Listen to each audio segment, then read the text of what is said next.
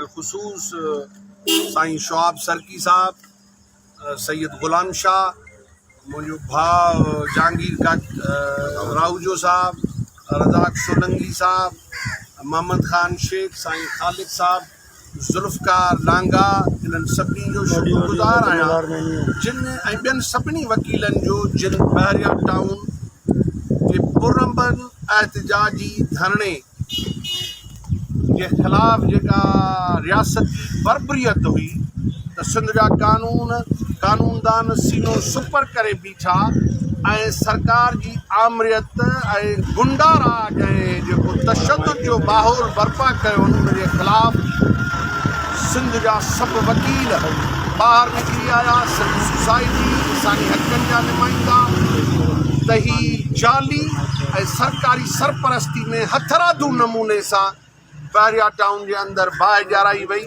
ही दुनिया जे उन्हनि पुरअमन एहतजाजनि में हिकिड़ो एहतजाज हो त कराची खां कश्मीर ताईं ऐं कारूंझर नगर पार्कर खां वठी कराची ताईं Indus highway, national highway, M9 motorway ते हिकिड़ी कंहिं गाॾीअ खे पत्थर न लॻो, न कंहिं टैंकर साड़ियो, न कंहिं ट्रक खे पत्थर हयो, न किथे होटल या रस्ते ते का तशद्दुद जो वाक़ियो थियो। सिंध एक्शन कमेटी पंहिंजे पुरअमन एहतजाज ऐं जुलूस जो बहितरीन इंतज़ाम कयो हो, जेको इंतज़ाम हुक्मराननि खे, पुलिस खे, रेंजर्स खे करिणो हो। बहरिया टाउन जी गेट जे आॾो उन्हनि न कयो, पर पुलिस ऐं सरकारी सरपरस्ती में शरपसंदनि खे अंदरि वठी वञी ऐं अंदरि वेठल ॾोहारनि गॾियल हिकिड़ो क्रिमिनल एक्ट कयो, जंहिंजी असां स्टेज तां मुसलसल या पुरज़ोर अपील कईसीं त हिननि ॾोहारनि खे गिरफ़्तार कयो। पर ॾोहारनि खे गिरफ़्तार करण जे बजाए असांजे मथां शाइलिंग कई वई, फायरिंग कई वई, क़यादत खां वठी कारकुननि जे मथां केस कया विया ऐं तशद्दुद बर्पा कयो वियो। असांजी जदोजहद कल्ह बि पुरअमन, असांजी सॼी मूवमेंट नॉन वायलेंट रही आहे। असां पुरअमन माण्हू आहियूं, पर सरकार पंहिंजे जबर ऐं ॾाढ ऐं गैर जमहूरी अमलनि जे करे GSN महाल जी क़यादत खे 4th शेड्यूल में आंदो। असांजी लाइफ सॼी क्रिमिनल रही, नॉन वायलेंट रही आहे ऐं क्रिमिनलिज़म जे ख़िलाफ़ रही आहे। पर जिन 12 मई जो क्राइम कयो उन्हनि खे तव्हां रेड बुक में शामिल न कयो। जिन वकीलनि खे ज़िंदा साड़ियो तव्हां उन्हनि जा नाला रेड बुक में न विधा। जिन बल्दिया फैक्ट्री खे बाहि ॾिनी तव्हां उन्हनि जा नाला रेड बुक में न ॾिना, न 4th शेड्यूल में ॾिना। पर जिन जी सॼी ज़िंदगी अदम तशद्दुद जे बुनियाद ते सियासत रही, तव्हां उन्हनि खे तशद्दुद पसंदि करे पेश था कयो। इहा मज़म्मत आहे, दुनिया ॼाणे थी त सिंध जे ज़मीनुनि ते कब्ज़ो ऐं विलार सरकारी सरपरस्ती में आहे ऐं कब्ज़ेगिरी जे ख़िलाफ़ सिंध जे माण्हुनि जो गॾियल इज़हार ऐं आवाज़ सिंध एक्शन कमेटी जो जिन लखे माण्हू आंदा, लखे माण्हू पुरअमन आहे। सरकार पुरतशद्दुद कार्रवायूं कयूं ऐं जलाओ ऐं घेराव जो निज़ाम आंदो। मां हिन मौक़े ते त असांजूं ज़मानतूं थियूं। सिंध एक्शन कमेटी जी क़यादत रज़ाकाराना तौर ते पाण खे अदालतुनि जे आॾो पेश कयो आहे त असां सरेंडर कयूं था अदालतुनि जे आॾो ऐं तव्हां इन्वेस्टिगेशन करायो, तव्हां जांच कयो, मुलविस माण्हुनि खे गिरफ़्तार कयो।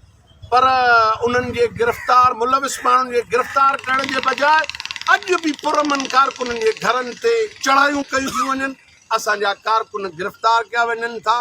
सिंध एक्शन कमेटी ऐं सिंध जे कानूनदाननि, जुमले कानूनदाननि, मां उर्दू बोलने वालों को ये खराज पेश कर रहा हूँ कि उन लोगों ने उन दहशतगर्दों की वो साजिशें नाकाम की हैं जो आफाक और आमिर और ख्वाजा इजहार कर रहे हैं।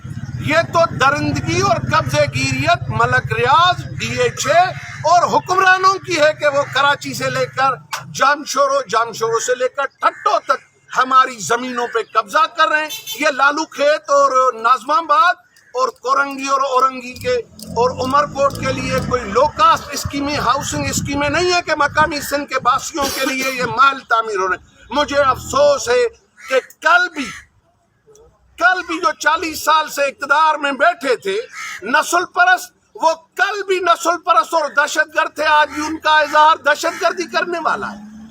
میں اردو بولنے والوں کو خراج پیش کر رہا ہوں کہ ان سازشی عناصروں کو نے ناکام کیا. اس دھرنے میں اردو بولنے والے بھی تھے. یہ مجموعی سندھ کے لوگوں کا پرامن احتجاج تھا کہ لاکھوں ایکڑ زمینوں پہ قبضہ نہ کرے, ہماری ماحولیاتی تباہی نہ کرے. اس میں مستقل پنجابی رہنے والے لوگ شامل تھے. سارے پاکستان کے جمہوریت پسند اور انسان دوستوں نے ان تحریک کو پرامن قرار دیا تھا. ہم پرامن ہیں, سرکار کی گنڈا گردی ہے.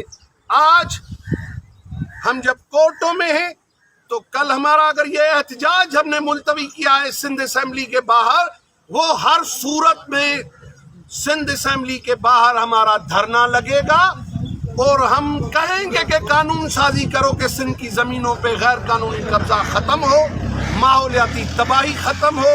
مگر یہ دھرنے ہمارے آنے کے اطلاع کے لیے کہہ رہے ہیں کہ ہم دھرنا لگائیں گے.